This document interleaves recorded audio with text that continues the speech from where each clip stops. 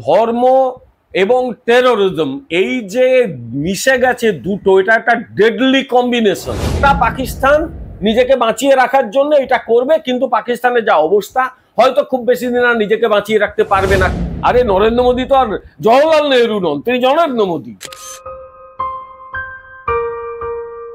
Sir আপনাকে মাধ্যমে স্বাগত। নমস্কার স্যার, আমরা দেখলাম কাশ্মীরের পেহেলগাঁওতে একেবারে বেছে বেছে হিন্দুদেরই যেভাবে খুন করলো জঙ্গিরা, কিভাবে দেখছেন বিষয়টা আপনি? না, আমি কিভাবে দেখছি তার চেয়েও বড় কথা হচ্ছে যে একটা তৈরি করা লেফট লিবারেল মিথটা খান খান হয়ে ভেঙে গেছে। লেফট লিবারেল মিথটা এইটা ছিল যে জঙ্গিদের কোনো ধর্ম হয় না, জাত হয় না, দেশ হয় না, জঙ্গি জঙ্গি, তাদের কোনো ধর্ম খোঁজা উচিত নয়, ইত্যাদি ইত্যাদি। কিন্তু আমি তাদের প্রশ্ন করি, সবিনয়ে করব না, একেবারে ঘাড় ধরে প্রশ্নটা করি। সেটা হচ্ছে গত 25 বছরে এই গোটা পৃথিবীতে যতজন জঙ্গি মারা গেছে তাদের ধর্ম বিচার হোক। একমাত্র আমি বলছি তামিলনাড়ুর এলটিটি নেতা প্রভাকরম এবং তার সাঙ্গপাঙ্গ বাদ দিলে প্রত্যেককে কিন্তু একটা বিশেষ ধর্মের। কেন? তাহলে ধরে নিতে হবে না কি যে এই ধর্মটার মধ্যে এক ধরনের জঙ্গিপনা ঢুকে পড়েছে? এক। দ্বিতীয় কথা হচ্ছে গত 25 বছরে কেন, গত 20-15 বছরে আরব দেশে একটা ড্রেডেড অর্গানাইজেশন তৈরি হয়েছে, ইসলামিক স্টেট, আইএস। প্রথমে নাম ছিল আইএস, এখন শুধু আইএস বলা হয়। তো এই যে ISIL বা ISI, Islamic state of Iraq and Syria, বা IS ইসলামিক স্টেট, গোটা পৃথিবী জুড়ে প্রথাগত রাষ্ট্র ব্যবস্থাকে চ্যালেঞ্জ করছে। এটা চোখে পড়েনি? অন্য কোনো ধর্মের মধ্যে তো এগুলো বেরোয়নি। ফলে ধর্ম এবং টেরোরিজম এই যে মিশে গেছে দুটো, এটা একটা ডেডলি কম্বিনেশন। এই ভয়ঙ্কর কম্বিনেশন গোটা পৃথিবীর প্রচলিত ব্যবস্থাকে ধ্বংস করতে চাইছে। আমাদের এই বামপন্থী লিবারেল, অর্থাৎ আমাদের বামপন্থী দলগুলো এবং লিবারেল প্রতিনিধি এই কংগ্রেস, তারা একদম আজ অব্দি মানতে চায়নি। এখন তারা এবং কিছু মিডিয়া তারাও এর মদত দিয়েছিল, আজকে তারাও মানতে বাধ্য হচ্ছে যে বিশেষ ধর্মের মধ্যে কিন্তু টেরোরিজম ঢুকে পড়েছে, অত্যন্ত বিপজ্জনক ভবিষ্যৎ হতে চলেছে। আমার কথা হচ্ছে পাকিস্তান যে এই টেরোরিজমের মদতদাতা, এটা নিয়ে তো সন্দেহের কোনো জায়গা নেই, তো সকলে জানে। পাকিস্তানের রাষ্ট্র ব্যবস্থার অস্তিত্বের সঙ্গে এটা যুক্ত। তোমাকে একটু পিছিয়ে যেতে হবে। 1947-এ যখন পাকিস্তান রাষ্ট্র তৈরি হলো, এই রাষ্ট্র ব্যবস্থাটার যে ভিত্তি ছিল, সেই ভিত্তি হচ্ছে টু নেশন থিওরি। সেই টু নেশন থিওরি অনেকে জিন্নাত দিকে আঙুল তোলে। জিন্নাত সেই টু নেশন থিওরির সৃষ্টিকর্তা নন, তিনি পরিপুষ্ট করেছেন। এর সৃষ্টিকর্তা একজন, তিনি হচ্ছেন স্যার সৈয়দ আহমেদ খাঁ। তার আলিগড় আন্দোলনের প্রেক্ষাপটে যে কতগুলো বক্তৃতা দিয়েছিলেন, সেই বক্তৃতাগুলো উল্লেখ করলে বোঝা যাবে যে তিনি বারবার বলতেন হিন্দু মুসলিম দুটো আলাদা জাতি, আমরা এক কখনো হতে পারি না।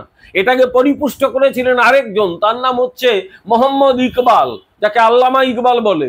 মোহাম্মদ ইকবালের পরে এটা সুযোগ বুঝে ব্যবহার করেছিলেন মোহাম্মদ আলী জিন্নাহ, এবং কংগ্রেসের মূর্খতার জন্য তিনি এই পুরো পাকিস্তানটা বার করে নিয়ে চলে গেছিলেন। কংগ্রেস তাকে আটকাতে পারেনি।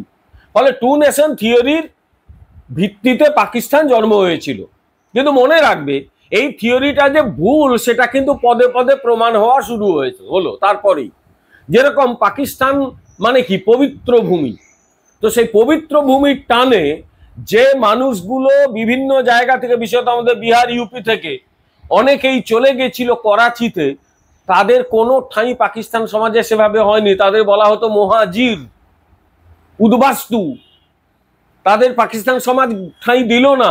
তার একটা অংশ ঢাকা বা তার কাছাকাছি রইল, তাদের বলা হতো বিহারি মুসলিম। পাকিস্তান তখন পূর্ব পাকিস্তান, এই বাংলাদেশটা, তারা সেভাবে তাদের ঠাঁই দেয়নি। এবং পরে দেখা গেল যে ওখানে পাকিস্তানের যারা মূল ওই অঞ্চলের আদি অধিবাসী, তারা প্রায় মুহাজিরদের দেখলে পেটায়, ওখানে ঠাঁই পায়নি। ওটাই ছিল প্রথম ধাক্কা টু নেশন থিওরির। দ্বিতীয় ধাক্কা এবং সাংঘাতিক ধাক্কা, যেটা মানে দ্বিতীয় ধাক্কা, সেটা হচ্ছে যখন ভাষার ভিত্তিতে পূর্ব পাকিস্তানে, এখন যেটা বাংলাদেশে, আন্দোলন শুরু হলো। তারা বলতে শুরু করলো হিন্দি উর্দুর সঙ্গে কোনো সম্পর্ক নেই পাকিস্তানি জাতিসত্তার, আমাদের বাংলা রক্ষা করতে হবে। তৃতীয় ধাক্কা, শেষ ধাক্কা, সেটা হচ্ছে 1970-এর দশকের শুরুতে যে ভয়ঙ্কর আন্দোলন শুরু হয়েছিল 70, 71, 72, যেটা আলটিমেটলি বাংলাদেশের জন্ম হলো। এটা ছিল severe blow to the two nation theory. Two nation theory ভেঙে খান খান হয়ে গেল। বলে পাকিস্তানের লোক কাজ একটাই, ওই দেশটাকে এক রাখতে গেলে ভারত বিরোধিতা, হিন্দু বিরোধিতা জিগির তুলে রাখতেই হবে। ওরা কনস্ট্যান্টলি ভয় দেখায় মানুষকে, এই হিন্দুরা তোমাকে এসে দখল করলো, মানুষ ভয় পায় এবং এক ছাতার তলায় এক হয়। দুই হচ্ছে ওখানকার ইসলাম ধর্ম, তৃতীয় হচ্ছে ওখানকার যারা এই ইসলাম ধর্মের লিডার্স যারা মোল্লা, আর তৃতীয় যেটা সেটা হচ্ছে ওখানকার আর্মি। ফলে আর্মি, ধর্ম এবং ওখানকার যে প্রভাবশালী অংশ মিলে দেশটাকে বাঁচিয়ে রেখেছে একটাই লক্ষ্য নিয়ে, যে দেশটা টুকরো টুকরো হয়ে যাবে যদি না অ্যান্টি ইন্ডিয়া, অ্যান্টি হিন্দু জিগিরটাকে বজায় রাখা যায়। ফলে এরা সেটাই করে, ওখানকার আর্মি সেই কাজটা করে। ওখানকার যারা এই সমস্ত পলিটিক্যাল লিডার গুলো, এরাও ওখানকার সেকেন্ড গ্রেড সিটিজেন, আর্মি এদের পাত্তাও দেয় না, মাঝে মাঝে চত্থাপত দিয়ে বার করে দেয়। তারা এখন সমাজে প্রাসঙ্গিক হওয়ার জন্য এই কাজটি করে। এইটা কিন্তু চলতে থাকবে, এটা পাকিস্তান নিজেকে বাঁচিয়ে রাখার জন্য এটা করবে। কিন্তু পাকিস্তানের যা অবস্থা, হয়তো খুব বেশি দিন আর নিজেকে বাঁচিয়ে রাখতে পারবে না, কারণ বালুচিস্তান বা বাকি অঞ্চলগুলো তারা এই পাঞ্জাবিদের হাত থেকে মুক্তি চাইছে। পাঞ্জাবি মানে পাকিস্তানের যে পাঞ্জাব, পশ্চিম পাঞ্জাব, তারাই সবকিছু কন্ট্রোল করে, তাদের হাত থেকে এরা মুক্তি চাইছে। ফলে এইসব বলেও খুব লাভ হবে বলে আমার মনে হয় না। অন্যদিকে দেখলাম এই যে হামলার পরিপ্রেক্ষিতে ভারত কয়েকটি সিদ্ধান্ত নিয়েছে, তাদের মধ্যে হচ্ছে সিন্ধু জলচুক্তি বাতিল, এবং এই সিন্ধু জলচুক্তি বাতিলকে এখানে যুদ্ধের সমন্বয় দেখছে পাকিস্তান। দেখো একটা কথা বলি, সিন্ধু জলচুক্তি হয়েছিল অনেক বড়, সেটা ডিটেল আলোচনা পরে একদিন করতে পারি। খুব ছোট্ট করে বলি, সিন্ধু জলচুক্তি হয়েছিল স্বাধীনতার ঠিক পরে, আলোচনা স্বাধীনতার পর থেকেই শুরু হয়েছিল। কারণ পাকিস্তান ভয় পেয়ে গিয়েছিল যে ওদের যে মূল চাষবাসের এলাকাটা সেটা হচ্ছে পাঞ্জাব, মানে আমরা যাকে পশ্চিম পাঞ্জাব বলি, ওরা শুধু পাঞ্জাব বলে। আমাদের এই পাঞ্জাবের পূর্বটা আমাদের, পশ্চিমটা ওদের পাকিস্তানের মধ্যে পড়েছে। যত ফসল তার অধিকাংশই পাঞ্জাবে হয়, কিছুটা সিন্ধ অঞ্চলে হয়।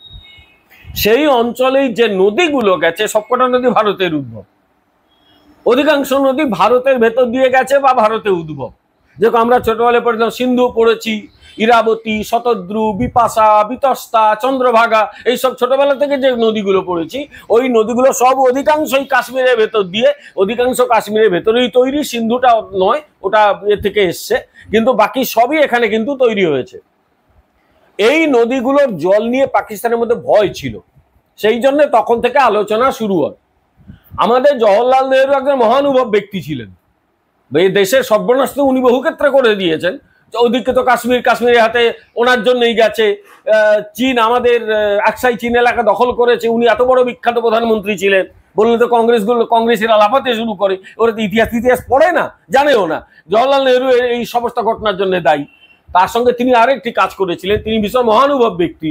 তিনি সিন্ধু জল চুক্তিতে ভারতের অনেক স্বার্থ নষ্ট করেছিলেন। সেখানে 6টা নদীর মধ্যে 3টে নদী ইনক্লুডিং সিন্ধু, সেই জলটা পাকিস্তান অধিকাংশই ব্যবহার করে, বাকি 3টে জল ভারত ব্যবহার করে।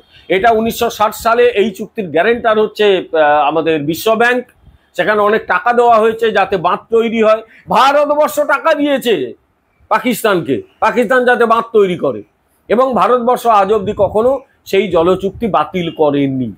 কিন্তু সব ধৈর্যের সীমা পেরিয়ে গেছে, সব ধৈর্যের সীমা। তোমরা আমাদের ভেতর দিয়ে যে জল যায়, নদী যায়, সেই জল ব্যবহার করবে, তারপর বেছে বেছে হিন্দুদের মারবে, তারপর নিজের দেশে এই টেরোরিস্টদের চাষ করবে, এটা তো হতে পারে না। আরে নরেন্দ্র মোদী তো আর জওহরলাল নেহরু নন, তিনি নরেন্দ্র মোদী। ফলে তিনি এবারে সিদ্ধান্ত নিয়েছেন এনাফ ইজ এনাফ। কারণ ক্ষমতায় আসার পর তিনিও অনেক অলিভ ব্রাঞ্চ দিয়েছেন সমস্ত বিরোধী, মানে আমাদের পার্শ্ববর্তী দেশগুলোকে। একটা নীতি নেওয়া হয়েছিল, never would first. Atal Bihari বাজপেয়ীর একটা বিখ্যাত কথা ছিল, আমরা সব বদলাতে পারি, আমরা তো নেভারিং কান্ট্রিগুলোকে বদলাতে পারি না।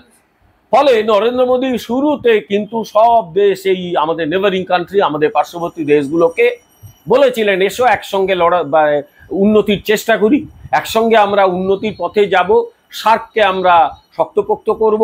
তার নিজের প্রথম শপথ গ্রহণে তিনি সার্কের নেতাদের ডেকেছিলেন, কিন্তু দেখা যাচ্ছে পাকিস্তানের ভবি ভোলে না, একদম ভোলে না। অটল বিহারী বাজপেয়ী যখন লাহোরের বাস যাত্রা করছেন, তখন ওখানকার সামরিক বাহিনীর প্রধান পারভেজ মুশারফ লোক পাঠিয়ে কার্গিল দখল করাচ্ছেন।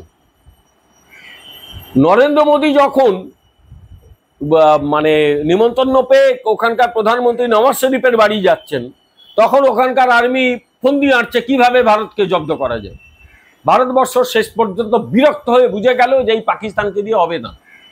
এই কিছুদিন আগে পাকিস্তানে বর্তমান যে সেনাবাহিনীর প্রধান, তার বক্তব্যগুলো একটু অ্যানালাইজ করো তো। হিন্দুদের সম্পর্কে কি বলেছে, কাশ্মীর সম্পর্কে কি বলেছে। ফলে এই পাকিস্তানকে দিয়ে হবে না এটা বোঝা গেছে। একটা দেশ একটা দেশের সঙ্গে যখন কঠোর মানে মানে দ্বন্দ্বে নামে, অনেক ভেবে চিন্তে নামতে হয়। নরেন্দ্র মোদী অনেক ভেবেছেন, ভারতীয় জনতা পার্টির নেতৃত্বাধীন এনডিএ সরকার অনেক ভেবেছে এবং শেষ পর্যন্ত সিদ্ধান্ত নিয়েছেন এদের আর হবে না, এদের বিরুদ্ধে এবার কড়া ব্যবস্থা নেওয়ার দরকার। ফলে শুরু হয়েছে অর্থনৈতিক এই যুদ্ধ দিয়ে, ইকোনমিক ওয়ারফেয়ার। ওটা আলটিমেটলি কোথায় পৌঁছবে আমাদের দেখতে হবে। কিন্তু ইতিমধ্যেই পাকিস্তানের গলা চারদিক দিয়ে পেঁচিয়ে ধরার কাজ শুরু হয়ে গেছে।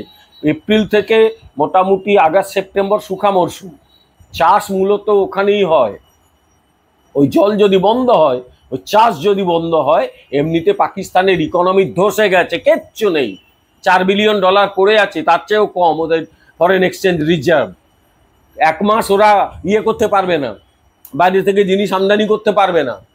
তারপরেও যদি বলে দেশপ্রেমী, তা লড় তাদের সঙ্গে, সে দেশপ্রেমীদের নিয়ে লড়, তারপর নিজের অস্তিত্ব আগে বাঁচা। আরও ওদের অনেক পাওনা আছে এই পাকিস্তানিদের।